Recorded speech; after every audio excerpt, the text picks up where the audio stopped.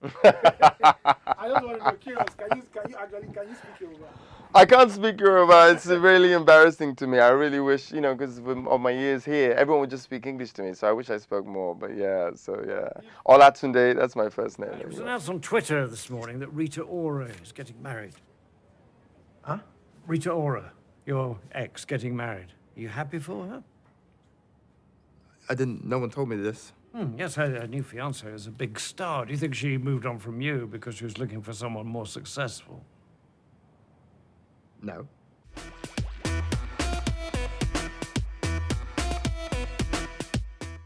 Well, I got to come home because this is my home. I was actually spent most of my childhood here before the age of 10. And since then, I've been trying to find more reasons to come back. And I don't know, it's an exciting time, I think, for the Nigerian film industry.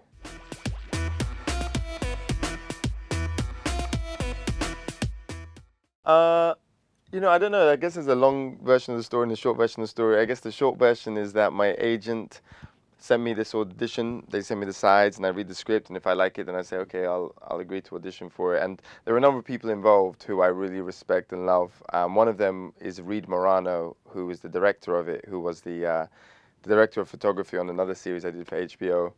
So I was like, wow, this is really exciting. So I put myself on tape for it, and they liked it, and so they just called me over. That was it.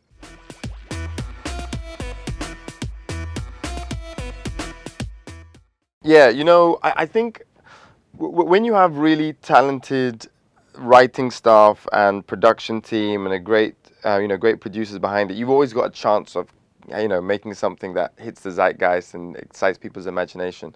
But I think with the election of Donald Trump and things like Brexit and other things which really made people think about what are the potential of extreme governments or governments which kind of really take countries in a different direction. I think that really excited the imaginations of people.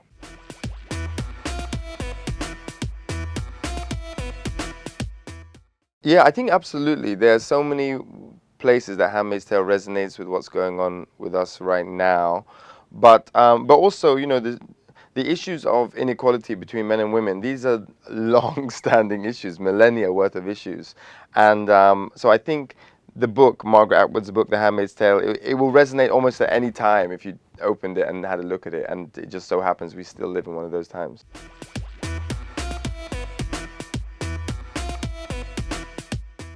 Oh my God. Is that what this has all been about? Her. Wow, your breath is really strong. Look, no, you're already a star. You've got your book. You've got all of this.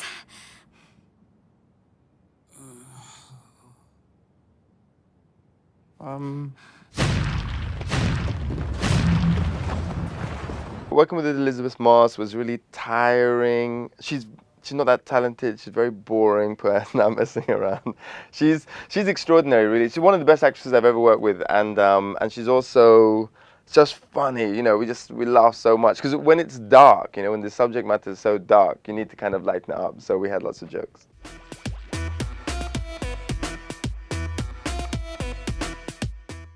I think it's inspiring, really, because you have people who are creating extraordinary pieces of work with sometimes finite resources, and really you're just seeing the quality and quantity as well just increase, piece by piece. And I really want to be a part of that as well. I'm a filmmaker as well as an actor, and so I'm really looking forward to opportunities to contribute.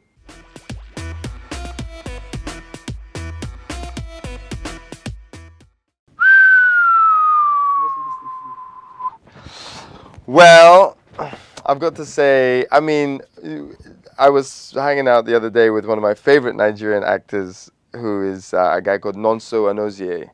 And Nonso is a very fantastic actor. He's working currently in an American series called Zoo. And he's just really fantastic. And of course, I have another friend of mine called Wale Ojo, who I did one of my very first play with, and he does lots of work both here and back in England.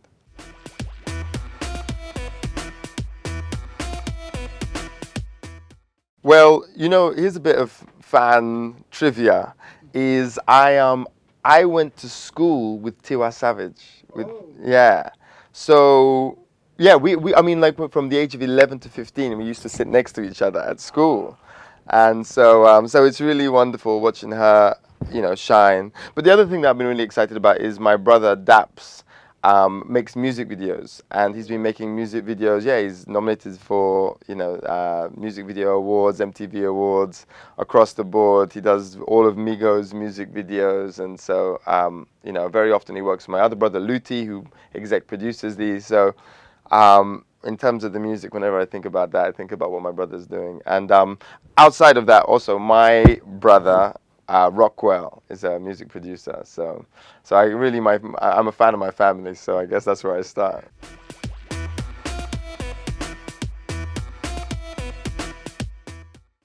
I don't know. Grace maybe is a big part of it. I really think Nigerians are very extraordinarily talented people. We have the first African Nobel laureate. We have so many ways that we're kind of front runners, and we're also such a large diaspora. So that gives us statistical advantage as well.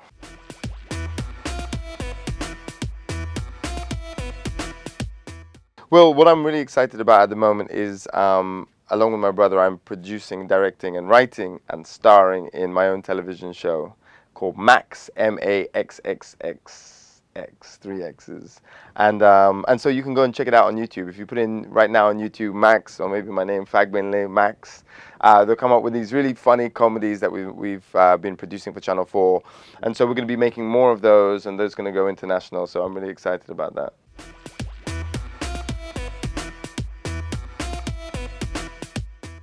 So my dad, Tunde Fagbenle, is known a lot for being a columnist on Sunday Punch, and he met my mum while my mum was studying out here. My mum's English and part Irish, and so yeah, they come from Ibadan, which is just outside of Ibadan, and yeah, so that's my Nigerian heritage.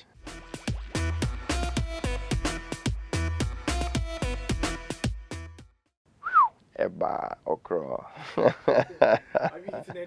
Yeah, it was the first thing I did. Within 45 minutes of landing, I was like, take me to get some food. So yeah, I love Nigerian food so much.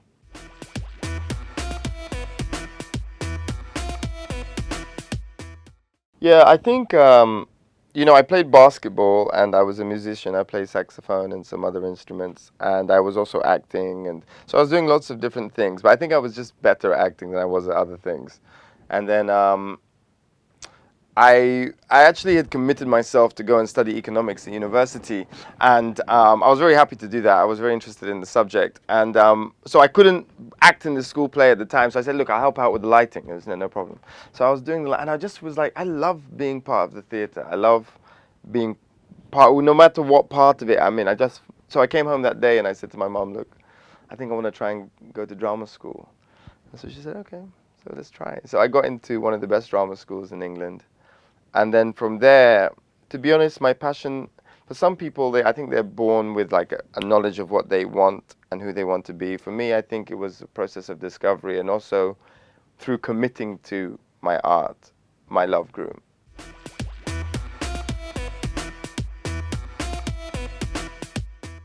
My biggest moment ever. It's funny because I was talking to my little brother about this the other day, the difference between being goal-orientated and process-orientated. That, I think for some people the idea of acting is to achieve this, I'm a Hollywood status, or I've made 10 million, and I think as much as possible I try and encourage myself to be more process-orientated, that it's more about being in the moment and committing yourself to the process of excellence and connecting with other people. And so with that kind of mindset, there isn't so much of a hierarchy of moments. I mean, there are lots of them, lots of beautiful moments that stand out to me, but I don't know if I could pick one.